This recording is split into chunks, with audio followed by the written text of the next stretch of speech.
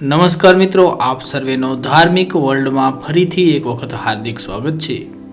દોસ્તો, તમે સૌ જાણતા હશો કે આપણા હિન્દુ ધર્મમાં કોઈ વ્યક્તિનું મૃત્યુ થાય તો તેના અંતિમ સંસ્કાર કરવામાં આવે છે અને આ અંતિમ સંસ્કાર સૂર્યાસ્ત બાદ કરવામાં નથી આવતા. અને જ્યારે કોઈ વ્યક્તિની મૃત્યુ થાય છે તો તેના મૃત શરીરના અંતિમ સંસ્કાર કરવાની ઉતાવળ તેના સગા વહાલા કરતા આજુબાજુ રહેતા પડોશીઓ કે ગામના લોકોને વધારે હોય છે. અને તમે એ વાત જાણતા હશો અને જોઈ કે અનુભવી હશે કે જ્યારે કોઈ વ્યક્તિની મૃત્યુ થઈ જાય છે તો તેના અંતિમ સંસ્કારની ક્રિયા પૂર્ણ કરી અને સ્નાન કરવામાં આવે છે.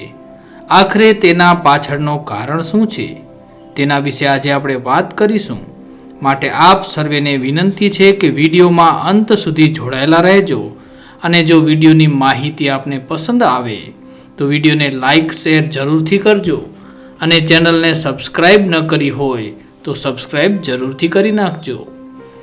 મિત્રો, શું તમે ક્યારેય વિચાર્યું છે કે જે દેહને આપણે જીવનભર પ્રેમ કર્યો છે, જેની રક્ષા કરી, તે જ દેહના અંતિમ સંસ્કાર પછી આપણે તેને સ્પર્શ સુદ્ધા કેમ નથી કરતા? શું કારણ છે કે સ્મશાનની પવિત્ર અગ્નિમાં સ્વજનને અર્પણ કર્યા પછી ઘરે પાછા ફરતા પહેલા સ્નાન કરવું અનિવાર્ય બની જાય છે? શા માટે ગરુડ પુરાણ જેવા મહાન ગ્રંથ ભારપૂર્વક કહે છે કે સ્નાન વગર ઘરમાં પ્રવેશ કરવો એ માત્ર અશુભ જ નહીં પણ ભયાનક પણ હોઈ શકે છે? આજે આપણે આ પ્રશ્નોના મૂળ સુધી જઈશું. સનાતન ધર્મના ગૂઢ રહસ્યો અને ગરુડ પુરાણની એ આજ્ઞાઓ વિશે જાણીશું જે મૃત્યુ અને જીવન વચ્ચેની એક અભેદ દિવાલ છે. તૈયાર થઈ જાઓ એક એવી યાત્રા માટે જે તમારા મન અને આત્માને હચમચાવી દેશે. દોસ્તો, મૃત્યુ આ સંસારનું સૌથી મોટું અને અટલ સત્ય છે. જ્યારે કોઈ મનુષ્યના પ્રાણ નીકળી જાય છે ત્યારે તે દેહ માત્ર માટી બની જાય છે. ગરુડ પુરાણમાં ભગવાન વિષ્ણુ પક્ષીરાજ ગરુડને સમજાવે છે કે જ્યારે આત્મા શરીર છોડે છે ત્યારે તે શરીર એક ચુંબક જેવું બની જાય છે. પરંતુ કેવું ચુંબક? નકારાત્મક શક્તિઓનું ચુંબક. સ્મશાન એ માત્ર રાખનો ઢગલો નથી, તે એવું સ્થાન છે જ્યાં પંચતત્વમાં વિલીન થવાની પ્રક્રિયા ચાલે છે. જ્યારે ચિતા પ્રગટે છે ત્યારે આસપાસના વાતાવરણમાં એક અદ્રશ્ય હલચલ મચી જાય છે. ગરુડ પુરાણ અનુસાર સ્મશાનમાં એવી અનેક સૂક્ષ્મ શક્તિઓ, અતૃપ્ત આત્માઓ અને નકારાત્મક ઉર્જાઓ ભ્રમણ કરતી હોય છે જે નવા મૃત શરીરની શોધમાં હોય છે. હિન્દુ ધર્મમાં બે શબ્દોનું બહુ મહત્વ છે, સૂતક અને અશૌચ. જ્યારે ઘરમાં કોઈનો જન્મ થાય ત્યારે સૂતક લાગે છે, જ્યારે કોઈનું મૃત્યુ થાય ત્યારે અશૌચ લાગે છે. ગરુડ પુરાણ કહે છે કે મૃત્યુ એ માત્ર ભૌતિક ઘટના નથી, તે એક ઉર્જાકીય અશુદ્ધિ છે. જ્યારે તમે સ્મશાનમાં હો છો ત્યારે તમે મૃત્યુની અત્યંત નજીક હોવ છો. તે વાતાવરણમાં વ્યાપેલી શોકની લહેરો અને વિયોગની વેદના તમારા આભા પર અસર કરે છે. તમારું સૂક્ષ્મ શરીર તે નકારાત્મક ઉર્જાને શોધી લે છે. તેથી જ શાસ્ત્રો કહે છે કે જો તમે સ્નાન કર્યા વગર પાછા તમારા ઘરમાં પ્રવેશ કરો છો તો તમે તે અશુદ્ધિ અને નકારાત્મક ઉર્જાને તમારા પવિત્ર આંગણામાં લઈ આવો છો. તે ઉર્જા માત્ર તમારા માટે જ નહીં પણ તમારા પરિવાર અને ખાસ કરીને બાળકો માટે ઘાતક સાબિત થઈ શકે છે. મિત્રો, ઘણા લોકો પૂછશે, શું આ માત્ર પૌરાણિક કથાઓ છે? શું આનો કોઈ તાર્કિક આધાર છે? મિત્રો, આપણા ઋષિમુનિઓ માત્ર ધર્મના જ્ઞાતા નહોતા, તેઓ શ્રેષ્ઠ વિજ્ઞાનીઓ પણ હતા. જ્યારે કોઈ શરીર નિર્જીવ બને છે ત્યારે તેની અંદર રોગચાળો ફેલાવતા બેક્ટેરિયા અને વાયરસ અત્યંત ઝડપથી પેદા થવા લાગે છે. અંતિમ સંસ્કાર દરમિયાન જ્યારે શરીર અગ્નિમાં બળે છે ત્યારે તે સૂક્ષ્મ જીવાણુઓ હવામાં ભળે છે.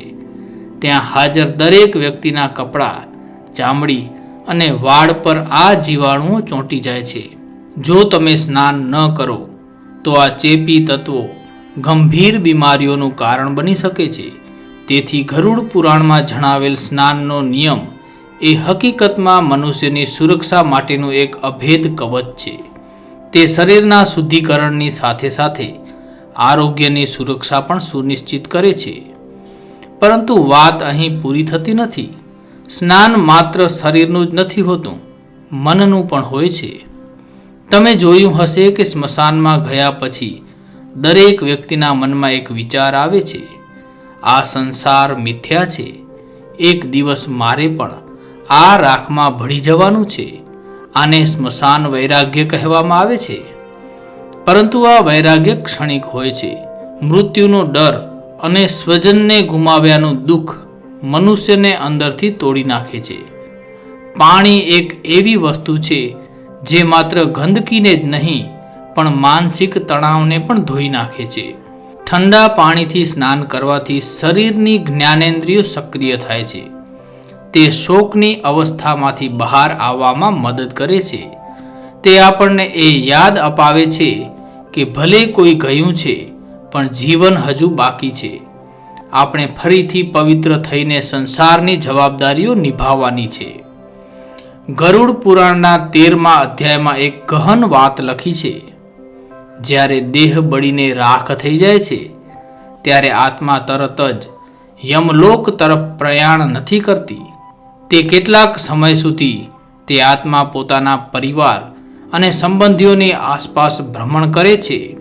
તે મોહ પાસમાં બંધાયેલી હોય છે. જો તમે સ્મશાનથી આવ્યા પછી સ્નાન નથી કરતા અને જૂના કપડાં બદલતા નથી તો તે આત્માને લાગે છે કે તમે હજુ પણ તેની સાથે જોડાયેલા છો. તે આત્માને મુક્તિ મળવામાં અવરોધ ઊભો થાય છે. તમારું સ્નાન કરવું એ આત્માને એક સંકેત છે કે તમારો આ દેહ સાથેનો સંબંધ હવે પૂરો થયો છે. હવે તમારે તમારી આગળની યાત્રા શરૂ કરવી જોઈએ. વિચારો, એક સામાન્ય દેખાતું સ્નાન કેટલી મોટી આધ્યાત્મિક પ્રક્રિયાનો ભાગ છે. શાસ્ત્રોમાં તો ત્યાં સુધી કહેવામાં આવ્યું છે કે જ્યાં સુધી સ્મશાન યાત્રામાં ગયેલા લોકો સ્નાન કરીને શુદ્ધ ન થાય ત્યાં સુધી ઘરમાં અગ્નિ પ્રગટાવવો જોઈએ નહીં કે ભોજન લેવું જોઈએ નહીં. સ્મશાનથી આવ્યા પછી ઘરના ઉંબરા પર લીમડાના પાન ચાવવા, લોખંડને સ્પર્શ કરવો અથવા અગ્નિના દર્શન કરવા પાછળ પણ ગૂઢ રહસ્યો છુપાયેલા છે. આ બધું જ નકારાત્મકતાને દૂર કરવા માટે છે. આપણી પરંપરાઓ માત્ર રિવાજ નથી, તે જીવન જીવવાની એક કળા છે. તે જીવતા મનુષ્યના સન્માન અને મૃત આત્માની સદગતિ વચ્ચેનો સેતુ છે.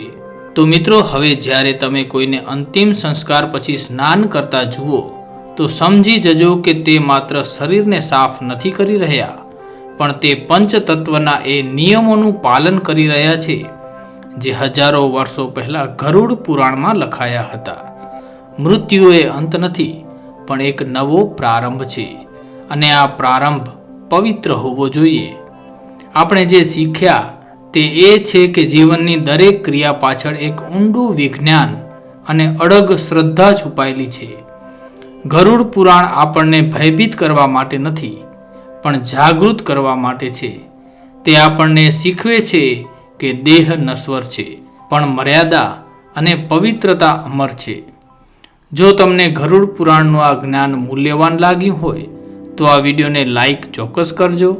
તમારા મિત્રો અને પરિવાર સાથે આને શેર કરજો જેથી તેઓ પણ આપણી સંસ્કૃતિના આ ગૂઢ રહસ્યોને સમજી શકે. શું તમે ગરુડ પુરાણના અન્ય કોઈ રહસ્ય વિશે જાણવા માંગો છો? તો અમને નીચે કોમેન્ટમાં જરૂર જણાવશો.